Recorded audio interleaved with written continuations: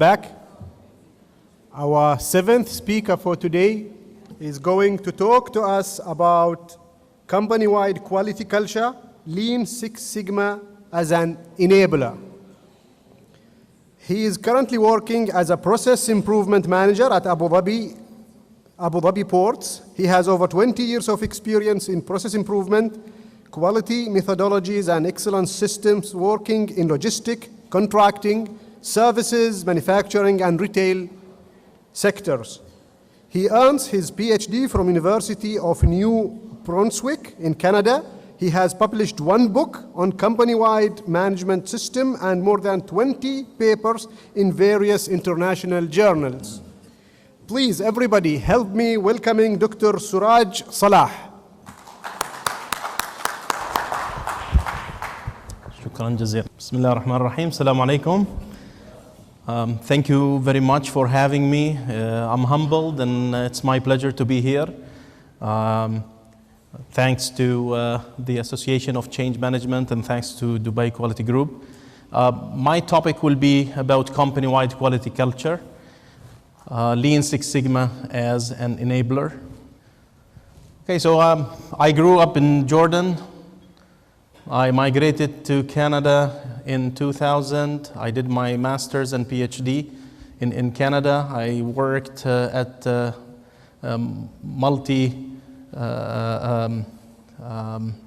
big conglomerate called J.D. Irving.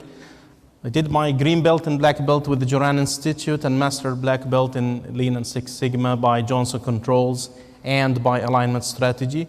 Moved to Dubai in 2010, last 9 years in the Emirates. Lucky to have been working with different entities and partnering with different entities as well. I won the UAE Quality Professional Award in 2015. I'm very proud of that. And recently I joined Abu Dhabi Ports doing similar role in process improvement. So Abu Dhabi Ports was established in 2006 by an Emiri decree to manage all the ports within Abu Dhabi, mainly the big investment in Khalifa Port, as you know, and the Khalifa Industrial Zone as well. We are receiving huge vessels, which has over 20,000 20-foot equivalent units, big containers. So I'll start with a quick story about one principle that's dear to my heart, and it's close to the topic I'm talking about today, which is quality culture. And if you heard of Junichi Taguchi from Japan, I think you talked about the Japanese this morning or this afternoon, so maybe I'll touch on that. I'm very impressed with many of the quality gurus in Japan. So Taguchi came up with the concept called quality loss and loss to society. This comprehensive view of quality. There was one manufacturer in Japan who used to manufacture aluminum sheets, and these sheets were used in protecting crops. That manufacturer was so good in controlling, the variation in his process. And instead of aiming for the target, he started cheating and aimed to a target that was closer to the lower spec limit. So if you think of the upper and lower tolerances, for the thickness, you reduce the thickness, you can produce more sheets. And so for him, he was still safe because he's not breaking any law.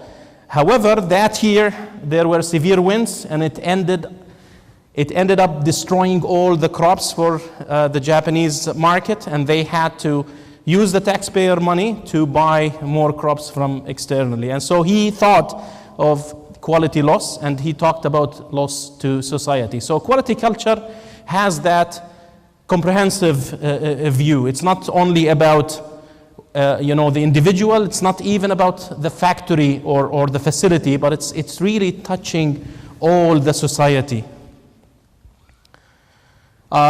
This is my best cited paper on the integration of Lean and Six Sigma. It got over 250 citations, actually. I'm very proud of it. And this is also my book published by Springer on company-wide management system, combining Lean Six Sigma and process improvement. So I'll talk about company-wide management system. I'm very passionate about the foundation, in any organization to ensure that we have the right culture and continuous improvement. Of course, I'll talk a little bit about Lean Six Sigma and then how does Lean Six Sigma enable company-wide quality culture. So ultimately, everybody strives for excellence. To achieve excellence, we need to ensure we have the right company-wide management system, which I will explain over the next few slides, and to ensure that we have the right culture, of course, that goes hand in hand with that management system. Lean Six Sigma can help achieve, the quality culture, and of course, you always need the support of the leadership for technical and behavioral change. Improvement, as you know, is about change, and thus it's very important to always consider change management. Actually, in the initial training modules for green and black belts, there wasn't much focus on change management, but companies started to have independent modules about change management as they train their green and black belts, which is great. Okay, so I'll explain these elements actually for the company-wide management system over the next 5 or 6 slides. So it's comprised of 5 main elements: strategic and initiative management, operational daily management, process management, and as you see, the change management is an essential foundation to ensure that we have the right culture, the right people selected and trained to execute and achieve excellence ultimately. So first pillar is strategic management. I'm not going to get into too much detail about this, but just to give you a flavor. So in my book, I describe a roadmap actually for how to execute and achieve strategic management, how to understand where we are, how to have a vision for where we are going, and then the plan to achieve that. But to me, I think in the morning, I think Hanan mentioned about strategic alignment. So the strategy is all about aligning all your teams to paddle in the same direction, to paddle in the same pace, okay, so that they become the winning team. And this is very important. And without that alignment, then there are a lot of lost efforts because somebody is paddling in another direction or at another speed, and then the boat does not win the race. When it comes to initiative, so after we understand where we are and where we are going, then we have to come up with initiatives to get us there. So initiative management is about the deployment of that strategy, how to cascade it down all the way to the employees on the shop floor, and of course to lead change, because it's about initiatives, it's about change. So we have to have a solid approach for change management, like Leo was explaining this morning. Then we have the daily management. So the daily operation management built upon the Deming cycle of Plan, Do, Check, Act. Also, it has 3 basic principles. People need to be informed and involved in order to become truly engaged. Without being, informed, and I think Darren spoke about the power of communication. So without being informed, how do you expect them to be engaged? And research has shown that you can achieve 20% more productivity only by ensuring that your employees are engaged. And not necessarily by spending more money, but to effectively communicate. A problem well understood is half solved, and what gets measured gets done. If you heard of the Hawthorne effect in the 1920s, so a study was done on the intensity of the lights relative to the productivity. Okay, so there are 2 groups. One group, we did not change the light. The other group, we changed the intensity of the light, thinking with the higher intensity, the productivity will be higher. To the surprise of the researchers, actually both groups improved in their productivity. And so the conclusion was, what gets measured gets done, because people, thought that management cared about their, well-being, so they actually felt motivated. Could be also maybe the negative aspect of being watched, and they wanted also to look busy as well. But what gets measured gets done. This is the importance of having the measurements in place. And it's not fun not to have measurements and targets. It's like playing a game when you're maybe losing by 10 goals, so who cares about watching a game like that? But it has to be, smart targets where you set the target for your team and they strive to achieve that target. It's a smart target, it's achievable, reasonable, but you always, push it a little bit higher, and this is how you drive. And it's fun to be in a workplace like that, rather than just going to work and nobody really sees any targets, nobody talks about any targets, big difference.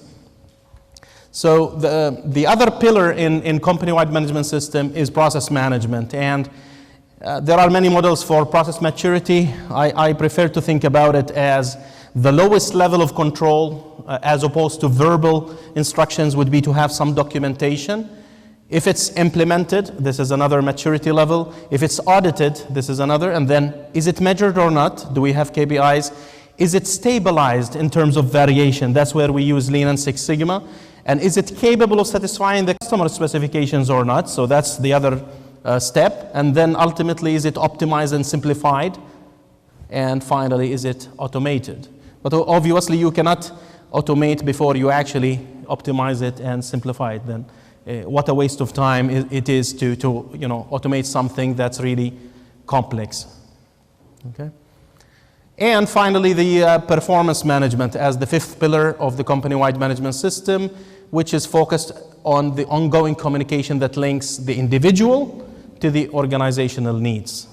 So these components are not new. I mean, everybody knows about them, but my attempt in the book was to actually link them together and put some kind of like a structured roadmap to also achieve that.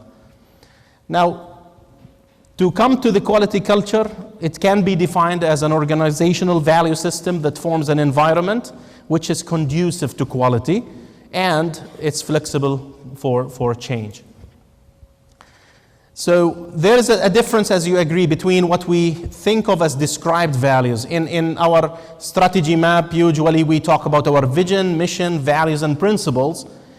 But is it really what people live by? So if you actually listen to the employees within an organization, are they thinking, in an aligned way to the described culture? The feelings, the actions, the measures, the controls, is it really, hand in hand with the described culture? In a company-wide culture, quality culture, the behaviors will definitely match with the slogans, and that's how you can tell if really that organization is a high-performing organization. And obviously, if we think of the challenges that we face as opportunities, projects can succeed better when defects are managed as opportunities. So quality culture is about transparency, it's about positivity, and it's not about hiding the problems. Okay. If you recognize this gentleman, anybody can recognize him? Edward Deming, one of the gurus. Of course, there is today a famous prize in Japan called the Deming Prize in recognition of his contributions. Edward Deming, I think, was ahead of his time. He came up with 14 points for management. I just took 3 of them actually here, just to share with you. 85% of mistakes are due to systems, so don't shoot the messenger. If somebody comes with, a problem, and then the boss starts shouting at that person, what will happen? Well, next time they will just hide it. They will not talk about it anymore. And so Deming focused on understanding the system itself and working on the system rather than having a culture of blame where everybody blames somebody. Something goes wrong, then I would blame my boss, or I would blame my subordinate, or I would blame my colleagues. So totally different as a culture. And also driving out fear. So Deming was actually against targets. Today we talk a lot about KPIs and targets. Deming was against it because he felt that it did not instill pride. It actually took away the pride of the worker because they were treated as a machine and they have to, achieve a certain target. And if they don't, they are replaced. And so in a company-wide quality culture, we need to drive out fear. We need to set up targets, I think, challenging enough, but it has to be done the right way. So it depends on the maturity of the organization. And sometimes we need to put targets for teams, not for individuals. And when you drive that teamwork, then you can actually, take it further step by step. And don't deprive the people from the pride. Get them to understand the sense of what they are doing, how they are contributing, what really makes them fulfilled. They need to appreciate that what they are doing is resulting in something useful for the community and the people at large. You may have the best solution, but you may still fail, because the weakest link is in the human element. So you may have the best technology, you may have the best solution, but if the people also are not managed through the change in parallel, then the chain will break and you will not succeed. So people resist for different reasons, as you know. It could be technical, political, individual, organizational. Treatment might be in education and involvement, showing the need, reducing the stress, and communication. All really, focus on communication. Communication of knowledge, communication of information, listening, understanding. Lean Six Sigma can enable the enhancement of the culture by focusing on the treatment, by designing training programs, by using the Lean and Six Sigma statistical tools to show the need and the gaps, using the statistical analysis, using the graphical analysis to show. So if somebody is victimized, we need to, show that we understand where they are when it comes to, the resistance to change. If somebody is a critic, we need to listen to them. If somebody is a bystander, we need to count on them and encourage them. A technical resistor, well, maybe we make them smart. We involve them more. We ask for their opinion. If it's somebody who is, a political resistor, somebody with authority who feels maybe threatened about the change, to give them control and ownership. And the change agent who can be actually working in your favor when you roll out the change. This is sort of the slides we use actually for the green and black belts. So as they execute their projects, they think of, who are their team and how to really, address the challenges when it comes to each of the team members. I've done a study of many of the Lean Six Sigma projects one time to understand what is the breakthrough, sort of similar to the TRIZ methodology, from Russia. Okay, how do people come up with inventions? So I looked at these projects, hundreds of projects, and to me, the breakthrough commonly was really focused at the end on communication. So a lot of miscommunication in terms of standard operating procedures, or maybe just lack of enough meetings to really communicate effectively on the performance, on the target, that really led to those problems. So if you read in research, definitely the billions of dollars are lost due to miscommunication and misunderstanding. This is well reported in many studies. Lean Six Sigma projects can bridge the communication gap and elevate the discussions from personal discussions into professional discussions. Because people do improvement and they tell me, okay, well, we are doing improvement all the time. So what's process improvement department can do for us? And I tell them it's about the structured approach. By properly following, the phases of defining the problem, measuring it, analyzing, improving, and controlling, and using the right tools, statistically and graphically, you can elevate your discussion in your meetings from being just personal, somebody attacks somebody for a problem that just happened maybe once, into professional discussions based on facts. And when you show the facts to the teams, then they start listening and understanding, because it's more difficult to just argue, with facts rather than just opinions, So if we think of a simple model for, let's say, a Lean Six Sigma project, we think, okay, we need to show the gap to the team, we need to involve them, and we need to do it and execute, basically. This is our simplified model for change. And so if you think of showing the gap, then it also matches with the DMAIC framework from the Lean Six Sigma: define, measure, analyze, improve, and control. So you can use the define, measure, analyze phase in measuring the gap, analyzing it, and showing that to your team. The involvement should happen across all the phases by selecting the right team, the right representation from different parts of the process. If it's a cross-functional process where everybody feels they are part of the project rather than being forced to do something. And finally, improve and control.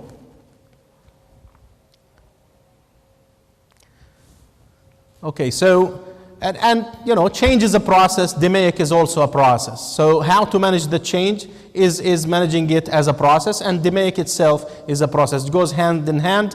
The excitement at the beginning of any project, the withdrawal and the valley of despair, wadi al-ya's, at some point, and then again it picks up again with the discovery and hopeful realization.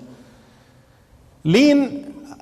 To talk about lean, the best example is to understand about waste. So there is this Japanese guy who buys a bunch of bananas and goes to the cashier. And as they approach the cashier, the weight is there. And then they say, no, wait a minute, you're charging me for the peel of the banana? I'm not going to eat the peel of the banana. But this is very true because in our daily life, as we go through our processes, we don't reflect on what is wasteful because we take it for granted. It's just a routine, it's a habit. The key challenge in Lean is to identify the waste. It's to identify these rocks and then how to enable the value to reach to the customer, okay? So identify waste and then eliminate it. And the key framework in Lean would be to follow the value stream mapping. So mapping the process in the office, mapping it on the shop floor, and executing the project from the customer, from the moment the customer makes the order to the moment actually they receive the order, the full lead time cycle. It breaks down the barriers and it enhances transparency because people step back out of the process, okay, to improve the process. Six Sigma is about perfection. It's about zero defect. The famous number is 3 parts per million, okay?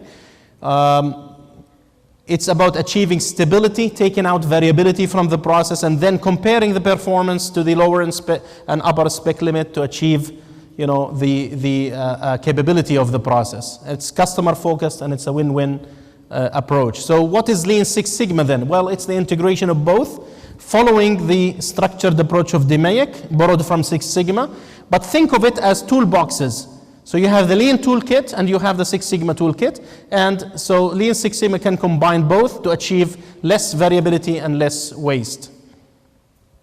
Create the strategy, establish the team, identify the opportunities, create the plan, execute, and then check and act. Okay? What relates the input to the output? It is the internal efficiency of a process.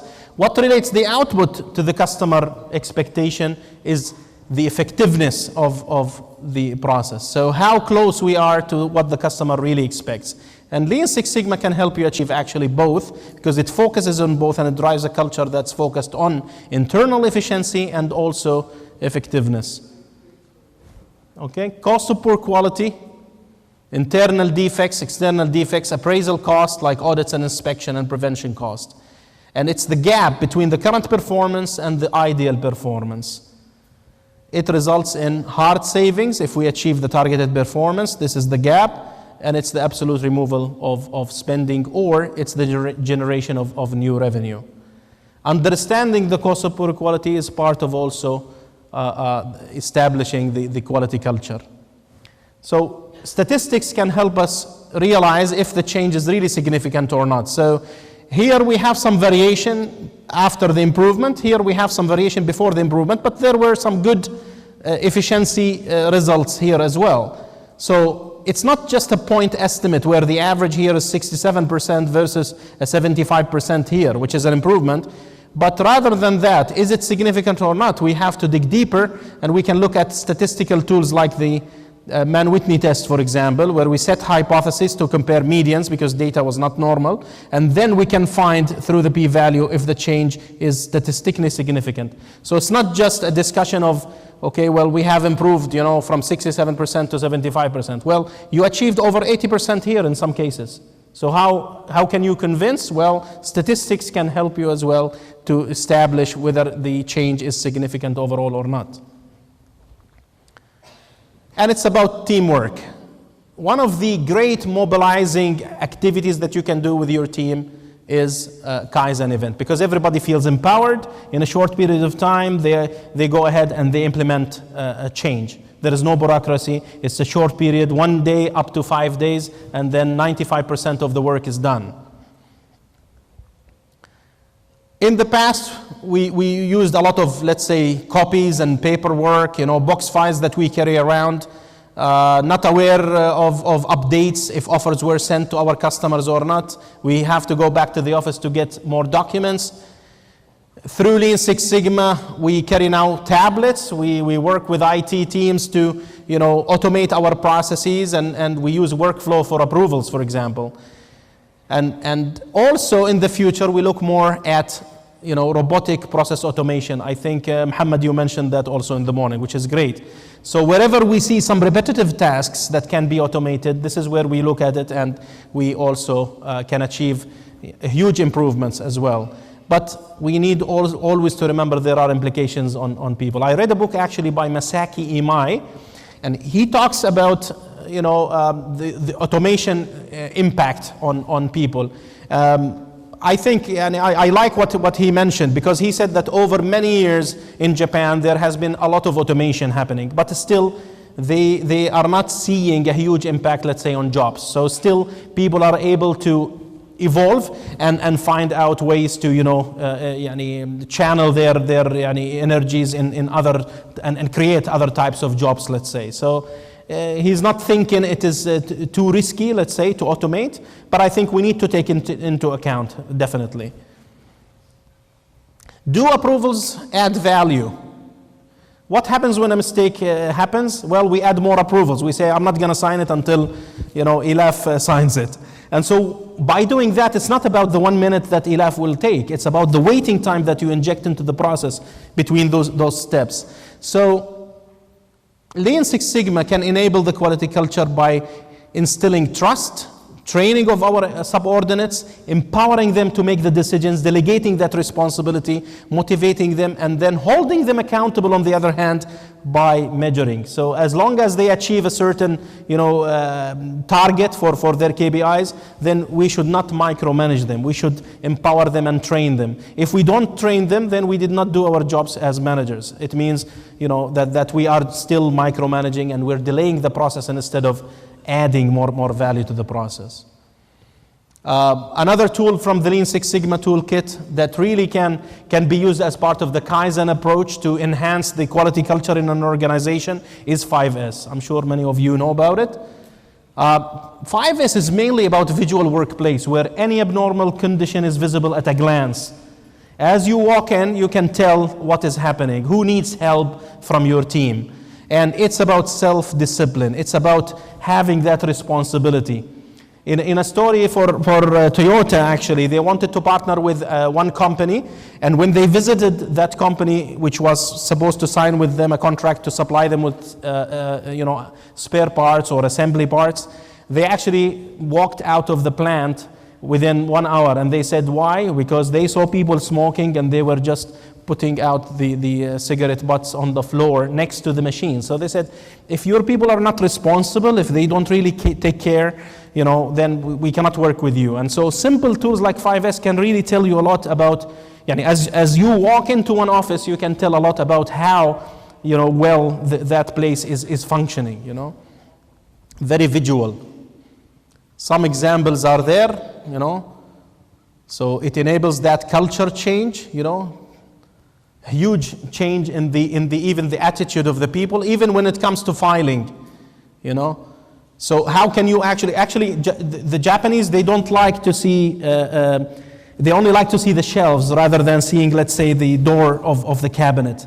So it should be visible, it should be from a distance. I should not walk to see if that file is available or not.